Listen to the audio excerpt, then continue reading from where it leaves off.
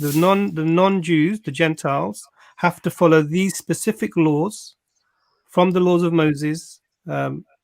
Still, which we're reading, Paul mocks those who are circumcised.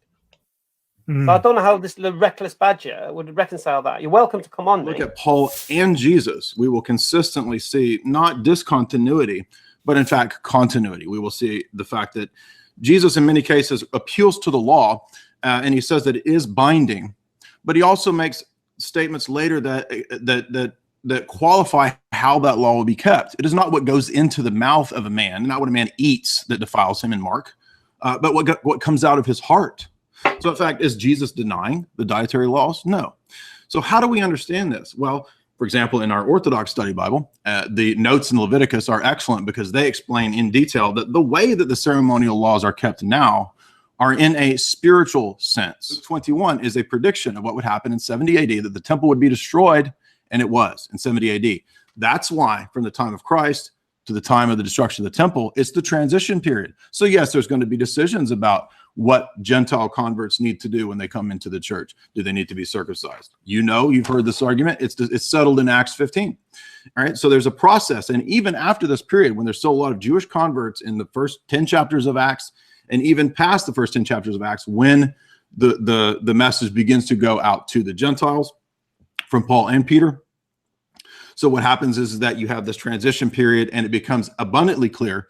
Again, Jesus made this abundantly clear in Matthew 24 and Luke 21. When you read those two texts together side by side, you'll see that he's talking about the destruction of the temple. That was the doing away, the providential doing away. Jesus says in the parable of wicked vine dressers that will happen, that the kingdom will be taken from the Jews and given to a nation producing the fruits thereof, namely all of these predictions of the Gentile kingdom in the Old Testament. Argument might be turned on me. Well, you don't have an altar. You don't have the sacrifice as it's laid out. But actually we do. Again, the whole book of Hebrews is dedicated to Paul interpreting the significance, the spiritual reality that all of those Levitical and Exodus tabernacle ceremonies that they have for us. So in fact, absolutely it is correct that Jesus did not come to abrogate the law, but rather to fulfill, right? So in fact, if you look at the way Paul consistently cites Leviticus, or when he cites Deuteronomy, or when he cites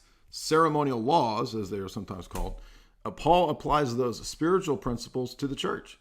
And the law was always intended to have a spiritual principle, right? Leviticus says in Leviticus 19, you shall not hate your brother from your heart, right? So when Jesus is saying you have to love your brother, right, he's in harmony with Leviticus. So we actually put a strong stress on the continuity of the Old into the New Testament. And in fact, I would argue that one of the strongest proofs of Christianity and the deity of Christ is precisely all of what you see in the Exodus revelation of the tabernacle, all of what you see in Leviticus, even down to the point of the 8th day circumcision, Jesus in Luke, right? We get into Numbers, the ceremonies, that all points to Christ. Cool. Thank you very much.